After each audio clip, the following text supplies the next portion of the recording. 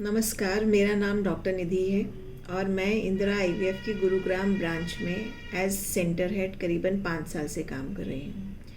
आज का हमारा टॉपिक है कि हम आईवीएफ में सक्सेस को कैसे बढ़ा सकते हैं। आईवीएफ का जो सक्सेस होता है वो बहुत सारे फैक्टर्स पे डिपेंड करता है, जैसे कि जो कुछ पेशेंट रिलेटेड हो सकते हैं, कुछ सेंटर रिलेटेड होते हैं, आपका प्रोसीजर कैसे किया गया है, क्या क्या उसमें टेक्निक्स यूज़ की गई हैं, और लास्टली कि एम्ब्रो ट्रांसफ़र के बाद क्या क्या प्रिकॉशंस लेने हैं। तो हम सबके बारे में एक एक करके बात करेंगे। सबसे पहला है पेशेंट रिलेटेड क्या क्या फैक्टर्स हो सकते हैं। इसमें सबसे पहला आता है एज। तो यदि किसी कपल की एज कम है तो उनमें सक्सेस के चांसेस हमेशा ज़्यादा होते हैं। जैसे जैसे एज एडवांस करती है, जो एग्स होते हैं या जो स्पर्म्स होते हैं उनकी क्वालिटी कॉम्प्रोमाइज़ होने लगती है। यूट्रस में स्वेलिंग आ गई, फाइब्रॉयड हो गया या कुछ और प्रॉब्लम्स आने लगती हैं, जिससे सक्सेस के चांसेस कम होते हैं। तो यदि आपको एक समय पे पता चल गया है कि आपको आईवीएफ की ज़रूरत है, तो और टाइम वेस्ट मत करिए और एक अच्छे आईवीएफ सेंटर पे जाकर कंसल्ट कीजिए ताकि आपके रिजल्ट्स अच्छे हो सकें। नेक्स्ट होता है लाइफस्टाइल। आजकल का जो हमारा लाइफस्टाइल है बिल्कुल सीडेंट्री है, स्ट्रेस बहुत ज़्यादा है। तो यदि आप कंसीव करना चाहते हैं या आईवीएफ पे जा रहे हैं तो बहुत ज़रूरी है कि फ़िज़िकल एक्टिविटी करें। तो चाहे आप योगा करें, वॉकिंग करें, जिम करें, पर किसी तरीके की भी फ़िज़िकल एक्टिविटी बहुत ज़रूरी है। ये हमारे जो स्ट्रेस फैक्टर्स होते हैं, स्ट्रेस हार्मोन्स को कम करते हैं और जो वेट गेन है उसको रेगुलराइज करते हैं, जिससे सक्सेस के चांसेस बेटर हो जाते हैं। हो सके तो मेडिटेशन करें, जिससे भी स्ट्रेस कम हो सकता है। नेक्स्ट आता है डाइट।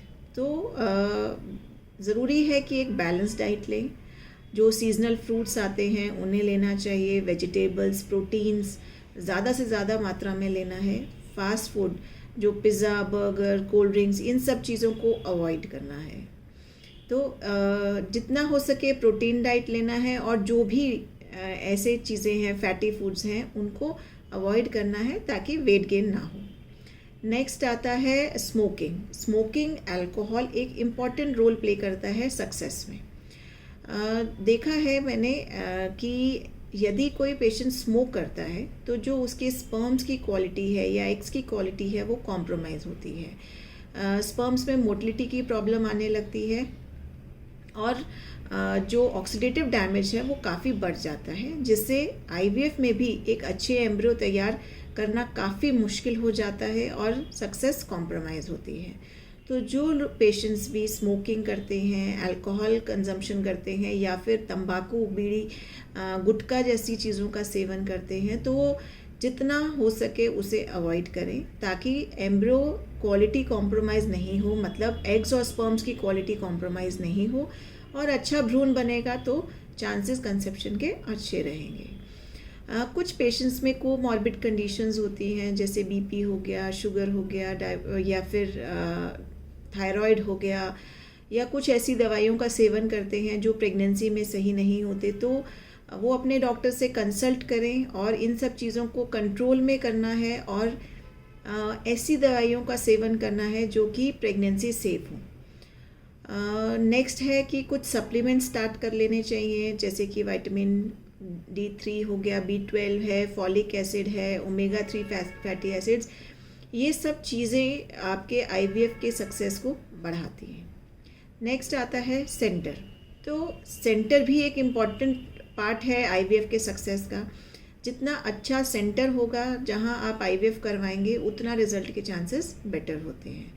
तो जब भी आप एक आईवीएफ सेंटर का चुनाव करते हैं तो आपको ये नहीं देखना कि वो आपके सेंटर के कितने आपके घर के कितने पास है।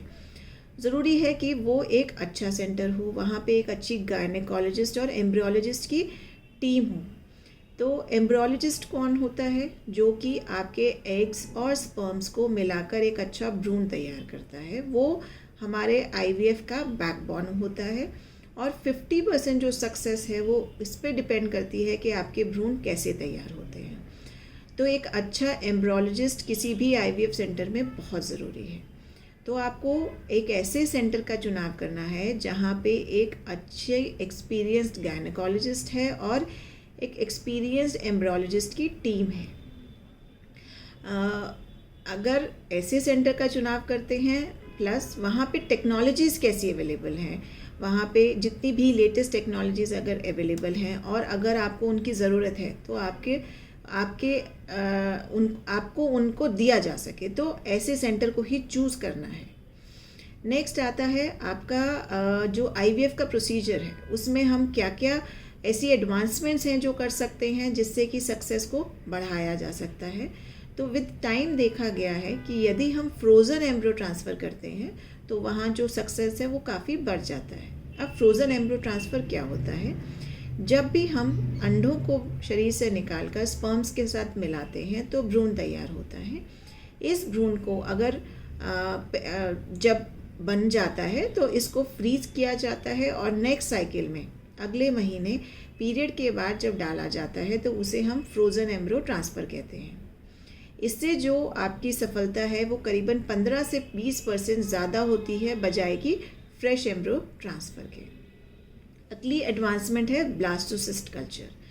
तो ब्लास्टोसिस्ट यानी 5वें दिन का भ्रूण, जब भी हम अंडे और शुक्राणु को मिलाते हैं तो उसे एक 0 डे बोलते हैं और हम भ्रूण को 30वें दिन या 5वें दिन तक लैब में बड़ा करते हैं। 5वें दिन तक जो भ्रूण पहुंच पाते हैं वो सबसे स्वस्थ भ्रूण होते हैं और यदि हम उनको बच्चेदानी में ट्रांसफ़र करते हैं तो उसमें सक्सेस के चांसेस बेटर होते हैं। अगला है PGS। तो PGS क्या होता है? PGS यानी प्री इम्प्लांटेशन जेनेटिक स्क्रीनिंग। ये उन महिलाओं के लिए होता है जिन महिलाओं की उम्र 35 साल से ज़्यादा है और वो अपने अंडों से माँ बनना चाहती हैं। तो ऐसी महिलाओं में जब भ्रूण बनता है तो उसमें जेनेटिक एब्नॉर्मेलिटी होने के चांसेस हमेशा ज़्यादा रहते हैं। तो ऐसे भ्रूण को हम पहले से जेनेटिक टेस्टिंग करके ये चेक कर सकते हैं कि वो जेनेटिकली नॉर्मल एम्ब्रियोज़ हैं और फिर ही हम उन महिलाओं के अंदर यूट्रस में डालें ताकि प्रेगनेंसी के चांसेस बेटर हो जाए। PGS की जो टेक्निक होती है वो उन महिलाओं के लिए भी अच्छी रहती हैं जहाँ पर पहले कई बार IVF फेलियर हो चुका है या फिर मल्टीपल अबॉर्शंस की हिस्ट्री है। तो जो महिलाएं जिनकी उम्र 35 साल से ज़्यादा है या जिनकी मल्टीपल अबॉर्शंस की हिस्ट्री है, फैमिली हिस्ट्री है जहाँ पर कोई जेनेटिक डिजीज़ है या फिर पहले कई बार IVF फेल हो चुका है, वहाँ हम अगर PGS करके एम्ब्रियो ट्रांसफ़र करते हैं तो वहाँ भी सक्सेस के चांसेस काफ़ी बढ़ जाते हैं। अगला आता है यूट्रस। अगर किसी महिला की यूट्रस में कोई प्रॉब्लम है तो वहाँ भी सक्सेस के चांसेस कम हो जाते हैं।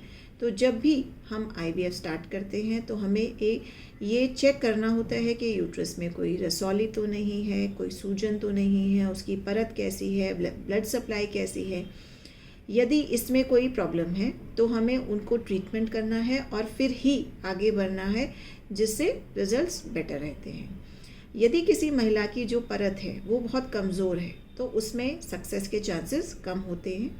ऐसी कंडीशंस में एक टेक्निक होती है PRP यानी प्लेटलेट रिच प्लाज्मा। तो इसमें महिला का ही ब्लड लेकर उसमें से प्लेटलेट्स को सेपरेट कर लिया जाता है और उनको जब गर्भाशय में डाला जाता है तो उससे परत थोड़ी सी इम्प्रूव हो जाती है और उसकी रिसेप्टिविटी बढ़ जाती है, जिससे एम्ब्रियो के इम्प्लांटेशन के चांसेस बेटर हो जाते हैं और रिज़ल्ट बेटर होते हैं। तो आपको ऐसे सेंटर का चुनाव करना है जहाँ पर ये सब सुविधाएं अवेलेबल हैं। ऐसा नहीं बोल रही कि ये सब टेक्निक्स हर पेशेंट के लिए लागू होंगी, वो केस टू केस डिपेंड करता है, पर वो डॉक्टर डिसाइड करेगा कि आपको किस तकनीक की ज़रूरत है। पर अगर ऐसे सेंटर का चुनाव करेंगे जहाँ ये तकनीक्स अवेलेबल हैं तो आपको इन जो फैसिलिटीज़ हैं उनको लेने में आसानी होगी। नेक्स्ट आता है एम्ब्रियो ट्रांसफ़र के बाद क्या ध्यान रखना है।